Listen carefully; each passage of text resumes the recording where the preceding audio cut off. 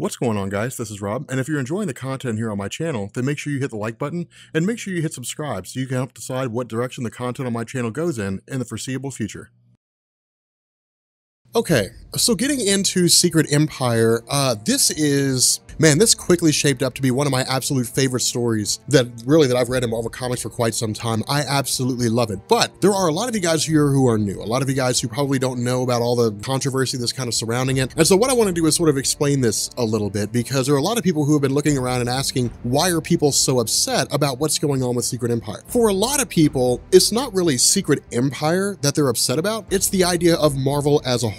What people look at with Marvel is they get angry and they say, okay, Jane Foster is now Thor and Odin's son is just a guy wielding an enchanted axe. Riri Williams is now Iron Man and Tony Stark is just in stasis and it's this AI that's basically running around everywhere. People look at these changes and they're basically saying, I'm not being given a choice. I'm not being asked, do I want to read Thor Odin's son or Jane Foster Thor? I'm being told, if you want to read Thor, you're reading Jane Foster. People aren't being asked, do you want to read Bruce Banner Incredible Hulk or do you want to read Amadeus Cho Incredible Hulk? They're being told, if you're reading Hulk, you're reading Amadeus Cho Hulk. That's the biggest issue that people have. They feel like they're being forced into a situation that they don't want to be in. And if people have the option of either reading something they enjoy or reading something they don't enjoy, they'll choose what they enjoy. But if what they enjoy isn't available, they won't choose anything and they'll walk away. And that's the biggest issue that people are facing with right now. So Secret Empire initially opens up with the most logical thing, which is indoctrinating kids. And that's one of the interesting scenarios here, is because when it comes to taking over any one particular country, it's all about indoctrination. It's all about going to people and saying, hey, take this as an absolute fact and do not ask why. Again, it's one of these things that you kind of see, and that's the purpose of it being in here, is to create relatability, but to also show us how far it can go. Because in order for society to be successful, there has to be critical thinking. There have to be people who say, but why though?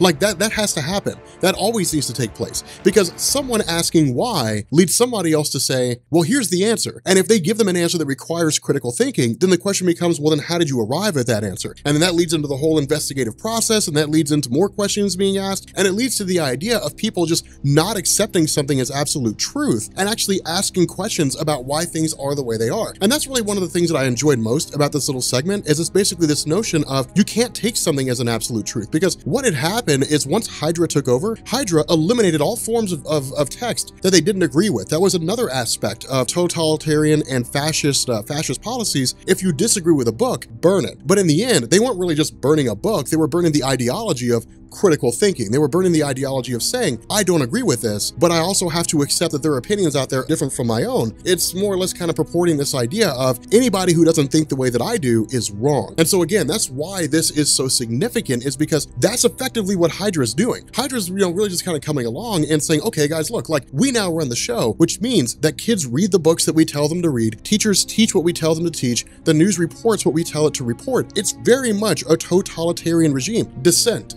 differing opinions, people who don't see the world the same way that Hydra does, all those people are ousted. Either they're ostracized by society or they're eliminated in their entirety. So again, it's one of these scenarios where it's a very slippery slope. The fact remains, there's actually one of the kids in this class who reports on an Inhuman, reports on, I think it's like the older brother of one of these kids, and basically saying, look, I saw him doing something kind of weird, only for us to find out that, this kid's brother had basically swallowed a Captain America lunchbox in order to get it for his, younger brother, and then was basically sought after by the cops, more or less, for Hydra society. Now, again, this is designed to show us how bad things have gotten, just because of the fact that in this particular scenario, Inhumans are immediately arrested if they haven't registered themselves. And that's kind of an interesting scenario, because again, it's creating this idea of individuals who effectively interred, and it makes a lot of people uncomfortable, because what some people are sort of forced to do, assuming that they actually choose to read the story, is they're kind of forced to realize that there are uncomfortable truths out there. But the idea isn't to ignore uncomfortable truths. The idea is to embrace them and ask, why do they make me uncomfortable in the first place? Again, really feeding into this idea of critical thinking,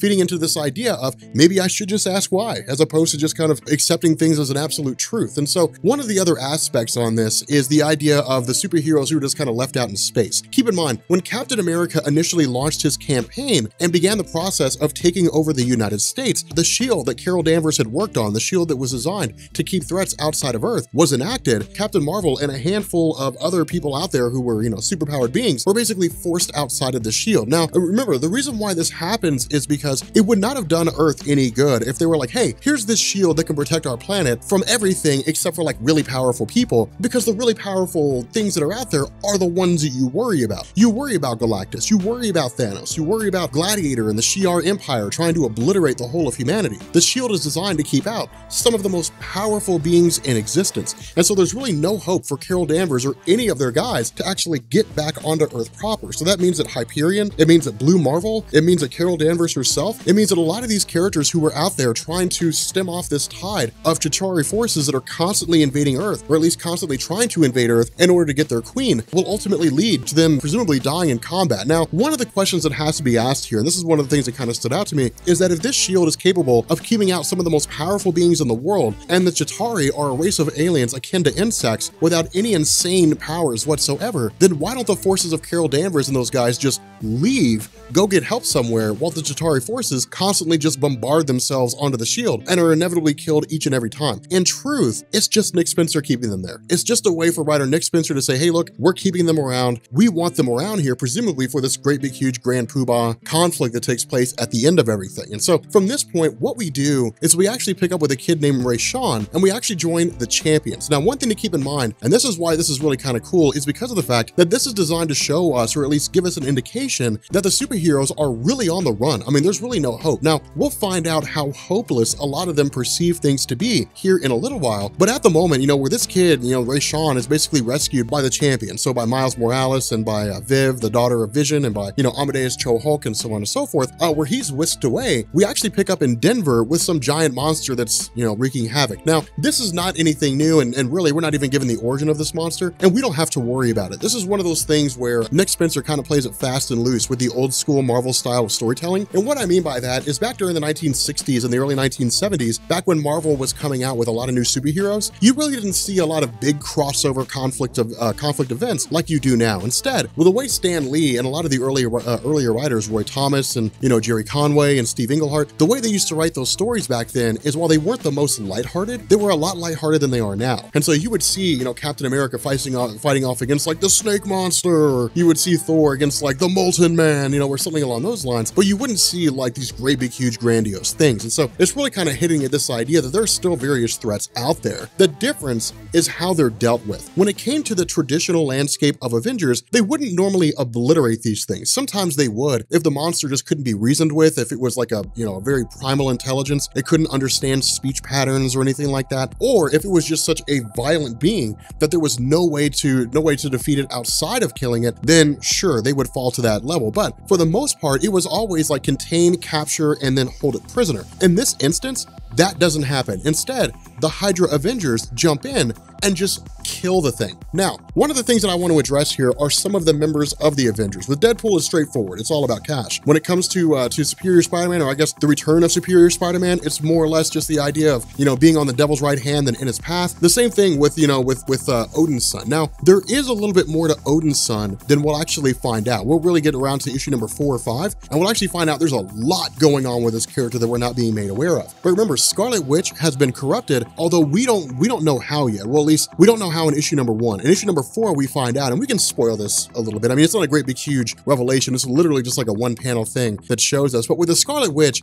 she's basically been corrupted by a demon named Chthon. And Chthon was the being that gave her powers in the first place, or at least, I guess, established a lot of the abilities that she's currently capable of. The problem with this was that with the character of Scarlet Witch, it was always this ongoing battle to keep Chthon at bay, much the same way that Doctor Strange tries to keep like Dormammu at bay. The issue is that we don't really know how, but somewhere along the line, the Scarlet Witch's ability to fight off the essence of Chthon was basically hampered or eliminated in its entirety, and Chthon has totally taken over the body of Scarlet Witch. So in truth, while this is Scarlet Witch, it's not really Wanda Maximoff controlling her, it's Chthon controlling her, which this is actually kind of cool, because what it does is it creates a redemption element for Wanda Maximoff herself, which could actually tell some pretty compelling stories. At the same time, you know, where these guys are basically rounded up pretty fast, or I'm sorry, where they defeat this monster monster pretty fast, what we do is we actually pick up with this pretty interesting revelation in the sense that while there is a lot of fascist things taking place, the idea that Inhumans are rounded up if they refuse to register, there's also the idea that the country's better off than it was before. And again, this kind of creates a little bit of a false corollary in the sense that can a country really be better off under a totalitarian regime? And the answer is yes, it actually can. Countries are nothing more than a byproduct of people who hold power and the people who try to keep that power from corrupting everything. The people versus the super rich, if that's how you want to call it. But the idea here is that with a singular person or council running the show, restricting freedom from everybody, then the emphasis or the issue doesn't necessarily become people will have the free will to like buy homes they can't afford and things like that. Instead, they will walk where we tell them to, they will do what we tell them to, or at least a large enough majority will that you don't really have to worry about it. And then from there, it's a matter of now how do we keep them under control? And that is the genius of this. It would have been very easy for Captain America and his forces to implement this policy where there's just like tanks in the streets every day, cops stationed outside people's houses, and they follow them everywhere they go, but they don't do that. Instead, what they do is they say, what we need is to give people a reason to want us to stay. It's not enough for us to take over. We have to give them a reason to cheer for us. And so by eliminating monsters, by creating shovel-ready jobs and improving the employment levels, by creating a more stable economy, that's how they keep people there. By creating these peace accords, by bringing conflict to an end between the United States and various other territories that are out there, that's how all that ends up happening. They basically say, look, we've made the country almost infinitely better. And so ultimately, it all ends up coming down on the shoulders of the people.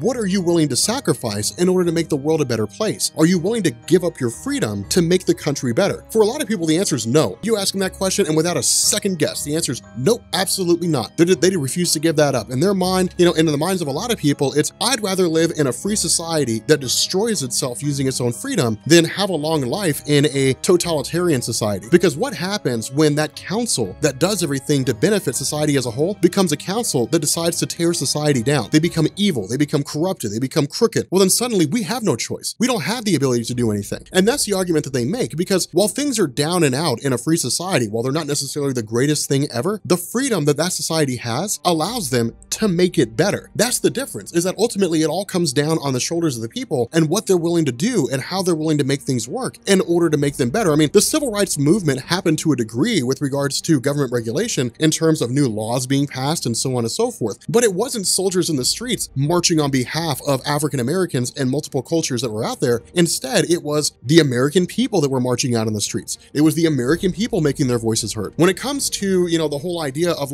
Marvel's shift to bring back a lot of the older characters that people wanted to see return, it wasn't government policy that made that happen. It was people who were saying, I'm not going to read what you're putting out until you bring back the characters that I want to see. It's ultimately the people that make those things happen. And so that's one of the other benefits of this story, is because it shows us that at the end of the day, it all comes down on the shoulders of people doing the right thing or doing what they believe to be right to make society a better place that ultimately keeps it better for the long haul. So again, it's really kind of a cool scenario here. Now, one of the other things that really hits on here is the idea of what's going on with the X-Men. All we're really told here is that there's this sort of treaty between Hydra and the X-Men, in the sense that the X-Men are given their own autonomy. They're given their own section of the country where no one's allowed to affect them. It's one of those you stay away, I stay away kind of things. And that makes sense. When it comes to like Marvel Comics, Marvel's really been given like the X-Men kind of the crap end of the stick. And so it's one way to kind of, smooth things over with regards to the fan base in terms of like, okay, look, you guys don't want the Inhumans. We won't really give you the Inhumans, and we won't punish the X-Men for being the X-Men. We're not going to make them like the butt of all the heinous experiences of Hydra. Instead, we'll just have them kind of off in no man's land. Within the realm of Marvel Comics, some of the most powerful beings that exist on the face of the planet are mutants. And so, I mean, if you're Hydra and you're running the show,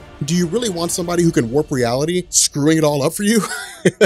Do you really want to piss off a guy who can transmute matter on the atomic scale just by looking at it? Is that really a guy that you want against you, or is that a guy that you want either neutral or on your side? And so again, it just kind of makes good sense with regards to the role that Hydra's taking. But with regards to the whole idea of, the traditional superheroes themselves, or the Avengers as we normally think of them, what we end up doing is, of course, we pick up with Rayshawn and the Champions once they arrive back at the old Avengers, or I guess the new Avengers headquarters, kind of this old abandoned bunker where Hydra wouldn't really look for them or anything like that. But we end up finding out that things are actually pretty bad. Like, things are on the pretty down and out, just because of the fact that Rayshawn actually shows up alongside the Champions, who have just kind of grabbed this kid and then just brought him over. But once he says, look, I have some information that was handed to me by a guy by the name of Rick Jones, don't really know who he is, but he told me to give it to you guys because he could win the war. The Avengers send him off to meet Tony Stark. Now, the reason why is because of the fact that, remember, Rick Jones was the guy who leaked all the information information about Pleasant Hill, the scenario where S.H.I.E.L.D. was using a cosmic cube to manipulate the reality around it and trick all the villains into thinking that they were kind of living in this idyllic paradise. And so because of the fact that Rick Jones was basically forced into S.H.I.E.L.D. custody after the event of Pleasant Hill in lieu of serving a prison sentence, he was able to gain access to all kinds of information, especially after Hydra had taken over S.H.I.E.L.D. and the United States. And so what he had done is he had grabbed all these little bits and pieces of information, consolidated them into a single thumb drive,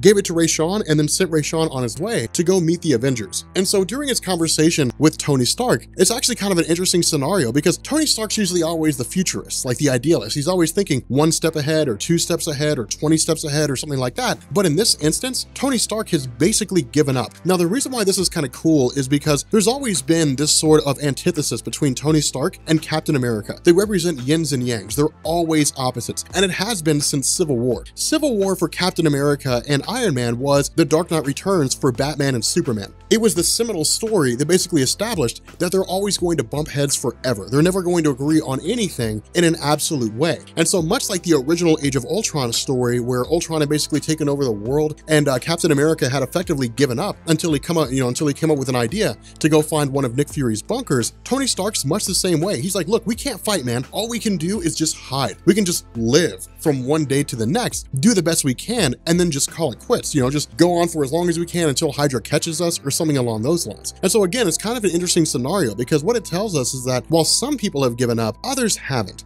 And the reason why is because of the fact that we end up learning that with this whole scenario of Steve Rogers more or less being a Hydra agent, during a meeting, or I guess a dinner that he has with Sharon Carter, there's still a little bit of humanity left in him. And that's one of the reasons why this is so interesting, is because when it comes to Captain America, he's not wholly evil, right? Like, he's not inherently evil, like, yes, I am like Vlad the Impaler and I'm just going to like kill everybody or something like that. It's nothing along those lines. For him, it's really more about the idea of he genuinely thinks that he's doing the right thing. He genuinely believes that he's actually making the country a better place, which in a lot of ways he is, minus those individuals who are being, tortured or executed. It's the whole idea of he's genuinely trying to make the country a better place. And so because of that, what he ends up doing, or at least when he's talking to Sharon Carter, is of course, it's basically told to us that Rick Jones had been captured following his leaking of all this information to Rayshawn, which eventually made his way to the Avengers, and in an attempt to demonstrate that he's still the Steve Rogers that Sharon Carter knows, or at least in the sense that he still has some shred of humanity, she actually asks him to let Rick Jones live, to basically spare his life, because remember, he is basically in sentence for execution. He's gonna be killed. And so the coolest thing about this actually comes directly from Rick Jones himself. And the reason why is because he's the guy who just will not give up. Captain America gives him an option and says, look, all you have to do is say, "Hail Hydra." That's all you have to do. All you have to do is just say, "Hail Hydra," and you'll go free. Now, this seems like a small thing, right? Like, it seems like a tiny little thing, like all you have to do is say Hail Hydra, but it's the idea behind it. It's everything that it stands for. Saying Hail Hydra means Hail Hydra. It's a couple of words. The words in and of themselves don't necessarily mean anything. It's the meaning behind them that has all the significance. If Rick Jones says Hail Hydra, then it means that he's effectively given up, that he said, okay, look, I guess Hydra really has won. But so long as he does not say Hail Hydra, it means that Hydra can be defeated. There's at least one person out there, even if he's moments away from being killed, who still believes that Hydra's not right, who still believes that Hydra can fall. Not only that, because of the fact that a lot of people are aware that Rick Jones had basically leaked all this information out regarding Pleasant Hill, that he's the one that basically was able to attain the information and send it over to the Avengers themselves now see him as something of a martyr. And so where he's told all you have to do is say Hail Hydra and you'll live, instead he responds, Avengers assemble. And the reason why this is so important is because of the fact that now he's a martyr. Now he's the cause. Now it's, if we do this, we got to do it for Rick Jones and the other people like him. His name will always come up. He's going to be a champion of the rebel effort in order to overthrow Hydra proper. So that's why this is so interesting. And so ultimately we pick up with Madam Hydra herself. Again, the reason why is because of the fact that we're actually going to learn there's a lot more about her than is initially depicted here, but she was the one that had come along when Steve Rogers was a little kid and recruited him into Hydra in the first place alongside his mom. And so the question, or the issue that Captain America faces right now is, on one hand, with regards to to Rick Jones, he's doing what needs to be done. But on the other hand, Rick Jones stands for something much larger. These little rebel excursions, these little attempts to tear down Hydra, these guerrilla warfare tactics all stem from the idea that there are still people out there who believe that Hydra's wrong, that Hydra can be taken down. And so what ends up happening is this inner circle, you know, Kraken, Dr. Faustus, Hive, Arnim Zola, these different guys all basically say, the only thing that we can do here is we've got to crack down even harder. We've got to make things even tougher. We have to show them that if they cross us, that we are going to execute them. We're going to destroy everything they know and love. And so Captain America is kind of torn here just because of the fact that if he gives in to Hydra, to the Hydra Council and says, yes, you're right, it makes him look weak. But if he doesn't give in, then it makes it look like he's weak on, you know, people who are basically being rebels. It's a no-win situation. And so ultimately what he does is he takes his hand out of the equation in its entirety. He gives the authority to Madam Hydra, to Elisa, to basically go through and implement the act that's going to show the strength of Hydra in the face of those who would attempt to challenge Hydra's leadership. And so when the Avengers all gather outside of Las Vegas to see what in the world's going on, Hydra emerges with their massive warships and begins leveling the entire city. They destroy the entirety of Las Vegas, Nevada. But with that being said, guys, we're gonna go ahead and bring this video to an end. If you are new here to Comics Explained, make sure you guys hit the sub button to become part of the Rob Corps. If you guys enjoyed this video, make sure you drop a like, and yeah, I will catch you all later. Peace.